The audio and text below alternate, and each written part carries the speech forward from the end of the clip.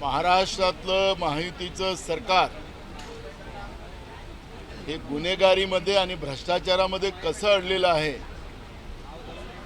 आणि आपलं स्वतःचं पाप लपवण्यासाठी महाराष्ट्राच्या विधानसभेमध्ये आपल्याच पक्षाच्या आमदारांना सभागृहाचं कामकाज बंद पाडण्याचं पाप आज राज्याच्या महायुतीच्या सरकारने केलेलं आहे। हे महाराष्ट्राच्या जनतेनेच नव्हे तर देशाच्या जनतेने पाहिलेलं आहे। जनतेच्या घामाच्या पैशानं जनतेचे प्रश्न मांडण्यासाठी कायदा बनवण्यासाठी या विधानसभेचा वापर केला जातो, पण आज महाराष्ट्राला काळीमा फासणारा दिवसच ठरला की सरकारनेच गोंधळ घालून विधानसभेचं कामकाज तहकूब करायची सरकारवर नामुष्की आलेली आपण पाहिलेली आहे।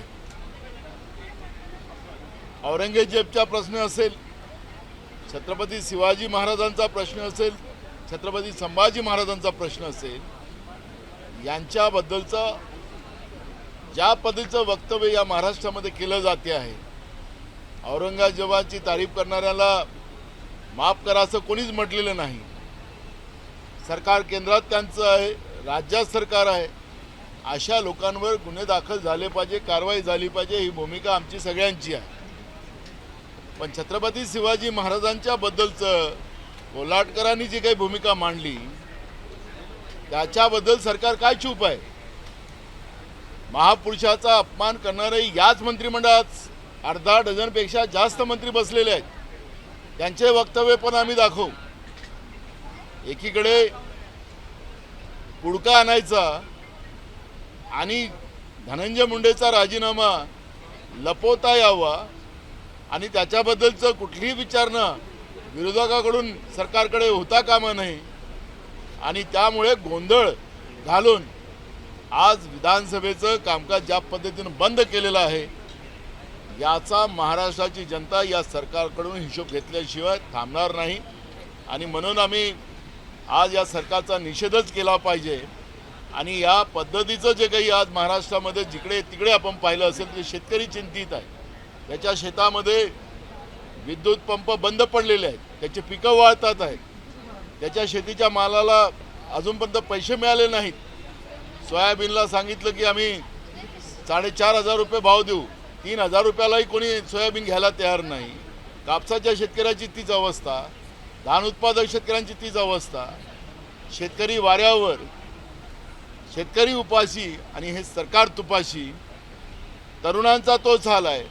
आपण पाहिलं असेल या उन्हामध्ये, भर उन्हामध्ये आझाद मैदानावर इतके सारे मोर्चे आलेले आहेत की त्या मोर्चाची तुलना आपण केली तर लोकांना न्याय मिळत नाही। आणि म्हणून या उन्हातानात आझाद मैदानावरील लोक बसलेली आहेत, सरकारला त्याची काळजी नाही। आज आपण पाहिलं असेल की ज्या पतसंस्था महाराष्ट्रामध्ये निर्माण झालेल्या आहेत त्या पतसंस्था जवळपास अवसानात निघाल्या आहेत। लोकांच्या घामाचे पैसे, कोट्यावधी रुपये या पतसंस्था डुबायला निघालेल्या आहेत, त्याची काळजी सरकारला नाही। असे अनेक प्रश्न महाराष्ट्रामध्ये असताना राज्यात ज्या पद्धतीनं सरकारने आज विधानसभेला धारेवर पकडून सरकारच विधानसभा बंद पाडत असेल तर हा महाराष्ट्रासाठी काळा दिवस आहे। आणि मुख्यमंत्र्यांनी ज्या पद्धतीनं धनंजय मुंडेचा राजीनाम्याच्या बद्दलची माहिती माध्यमाला सरळ दिली, अधिवेशन चाललेलं आहे आणि या अधिवेशनामध्ये त्यांनी सभागृहामध्ये ही माहिती द्यायला पाहिजे होती, ती माहिती दिलेली नाही। मुख्यमंत्री किती लपवतात याचाही प्रश्न आता आम्हाला विचारावा लागेल, कारण की जे काही नागपूरमध्ये उत्तर आपण दिलेलं होतं ते सगळं धांदत खोटं होतं। सभागृहाची दिशाभूल आपण केलेली होती, हे त्याच्यातून सिद्ध झालेलं आहे।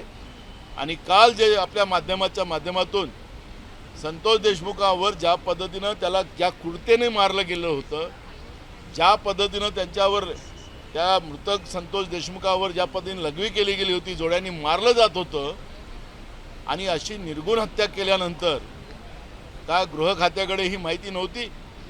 माध्यमातूनच ही माहिती पुढे यायला पाहिजे होती। गृह खात्याने ही माहिती का लपवली? याचाच अर्थ गुन्हेगाराला सपोर्ट करण्याचं काम सरकारच करत होतं, तर ज्या पद्धतीनं वाल्मिक कराड हा गुन्हेगार असेल, त्यांची टीम असेल, तसं या सरकारला सुद्धा सहआरोपी करावी लागणार आणि सहआरोपी हे सरकार त्याच्यामध्ये आहे, अशा पद्धतीची भूमिका आम्ही उद्या सभागृहात मांडू.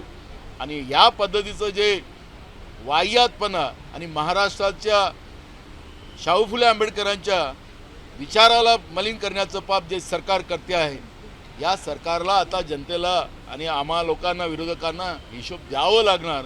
ही भूमिका आमची राहणार. जरांगे पाटील म्हटले की त्यांना किती शिक्षा झाली, काय शिक्षा झाली, बारानंतर आम्ही त्या आरोपींना सोडणार नाही, जशात तशी शिक्षा. बघा, ही सरकारची जबाबदारी आहे. सरकारच या सगळ्या माहिती लपवत होती, हे आता याच्यातून सिद्ध झालेलं आहे. त्यामुळे लोकांना आता कायदा हातात घ्यावं लागते आहे. जरांगे पाटील ज्या पद्धतीनं बोललेले आहेत, सरकार गुन्हेगारांना पाठीशी घालत असतील, तर लोकांनी आता ही भावना आपल्या मनात बाळगणं काही नाविन्य होऊ शकत नाही. पण जरांगे पाटील असतील किंवा सरकार असेल, याच दोघांनी या पद्धतीचा कुठलीही भूमिका मांडत असताना कायदा हातात घेऊ नये, एवढीच आमची भूमिका राहणार आहे. आणि सरकार याला दोषी आहे. सरकारने हे प्रकरण कसं हाताळायचं हे सरकारची जबाबदारी. साहेब, भास्कर जाधव यांचे नाव विरोधी पक्ष नेतेपदी ठरतंय, कसं पाहता याकडे? भास्कर जाधव चांगली जबाबदारी या ठिकाणी पार पडतील असं वाटतंय का? आपल्याला आलं का नाव? चर्चा सुरू झाली ठाकरेंकडून, जवळपास निश्चित आपल्याला झालं. नाव आलं असेल, जेव्हा नाव आलं आणि मग जेव्हा होईल. उद्धव ठाकरे यांनी अध्यक्षांची भेट देखील घेतली, त्यामध्ये देखील चर्चा विचार झाल्याचं कळतं. आलं तर आपण त्याच्यावर बोलू ना. आता त्यांच्या पक्षाकडून नाव कुणाचं येतं हे मला माहिती नाही आहे. जेव्हा माहिती आली तर माहितीवर आपण बोलू. काँग्रेसचा दावा नाही का विरोधी पक्ष? आम्ही कालच सांगितलं, आमचं विधानसभेमध्ये शिवसेनेचं संख्या जास्त आहे, त्याच्यामुळे विरोधी पक्ष नेता त्यांचाच होणार. त्यामुळे आम्ही कालच पण बोललो. विधान परिषदेमध्ये तुमची संख्या पाहिजे असं आम्ही तिथं विरोधी पक्ष नेता आमचा पण आहे, विधान परिषदेमध्ये दावा करणे त्या ठिकाणी. आमचाच हिंदी में बताइए कि आज जिस प्रकार से धनंजय मुंडे का इस्तीफा घोषित किया गया, मुख्यमंत्री मीडिया से बात करते हैं, धनंजय मुंडे का इस्तीफा घोषित करते हैं, क्या कांग्रेस पार्टी इसको किस नज़रिए से देखती है? देखो, मुख्यमंत्री जी जो रात में अपने ताफे के साथ न जाते हुए एक प्राइवेट गाड़ी से जाकर अजीत पवार के घर में जाके बात कर कर वो रिज़ाइन लेते हैं, ऐसा कुछ न्यूज़ हमने देखी है. ये भी प्रोटोकॉल का भी इशू या इसमें आया है. एक इशू वो है, जिस तरह से धनंजय मुंडे का रिज़ाइन आया है, आने के बाद वो उन्हें स्वीकृत कर कर माननीय राज्यपाल महोदय की तरफ भेजा है, ऐसा उन्होंने कहा है, मीडिया को बताया है. एक्चुअली वो हाउस को बताने का काम उनका था, उन्हें वो नहीं बताया है. तो इस तरह से विधानसभा की गरिमा को ठेस पहुंचाने का अधिकार उनको नहीं है. उसके लिए कल उनके ऊपर हक्कभंग लाने का एक निर्णय हम लोगों ने लिया है. और सरकार ने 90 दिन के बाद, क्योंकि ये घटना होने की बाद अभी ये 90 दिन पूरे हुए हैं, तो 90 दिन सरकार को ये चूक क्यों सरकार रही? धनंजय मुंडे उसमें इन्वॉल्व है, अगर सरकार को पता था तो पहले क्यों रिज़ाइन नहीं लिया? ये सब सवाल उसमें अब आएंगे और सरकार को उसका जवाब देना पड़ेगा. नाना बाबू, कभी सावरकर, कभी बाबर, कभी औरंगजेब का नाम उछाल करके जो है विवाद होता है. अभी ताज़ा विवाद औरंगजेब को लेकर के अबू आज़मी का बयान आया है. कांग्रेस पार्टी इस बात से कितना इत्तेफाक रखती है? हमने कभी कहा नहीं कि जिसने गलत किया है उसके ऊपर कार्रवाई होना चाहिए, लेकिन छत्रपति शिवाजी महाराज के बारे में जो कोल्हाटकर नाम के व्यक्ति ने जिस तरह से अपशब्द किया है, उसके ऊपर कार्रवाई क्यों नहीं सरकार कर रही है? उसका भी तो जवाब सरकार को देना है. औरंगजेब का हमने कभी बाजू ली नहीं, तो उसमें सवाल ही हमारा खड़ा नहीं होता. लेकिन छत्रपति के फेवर में ये लोग जिस तरह से बात करते हैं, और महाराष्ट्र में छत्रपति शिवाजी महाराज का अपमान करने से आधा डजन से ज़्यादा मंत्रिमंडल में सहभागी है, इनके ऊपर क्यों कार्रवाई नहीं करते हैं?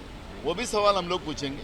सर, आज 15 मिनट के लिए विधानसभा भी रोक दी गई थी, काफ़ी हंगामा हुआ है औरंगजेब के इस मुद्दे को लेकर. किस तरह से अबू आज़मी ने सरकार ने खुद इस तरह का हंगामा खड़ा किया. सरकार को अधिकार है, जो भी कोई अगर महापुरुषों को अपमान करते हैं या किसी हमारे महापुरुषों को अपमानित करने वाला व्यक्ति उसका कोई समर्थन करता है तो ऐसे लोगों के ऊपर सरकार को कार्रवाई करने का अधिकार है। सरकार के ही लोगों को विधानसभा में हंगामा खड़ा करने का कोई अधिकार नहीं था।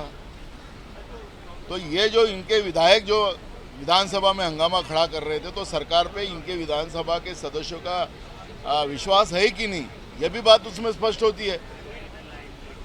लेकिन ये जो सभागृह है वो जनता के पसीने का पैसा जो होता है उससे ये विधानसभा चलती है, खर्चा उसमें होता है।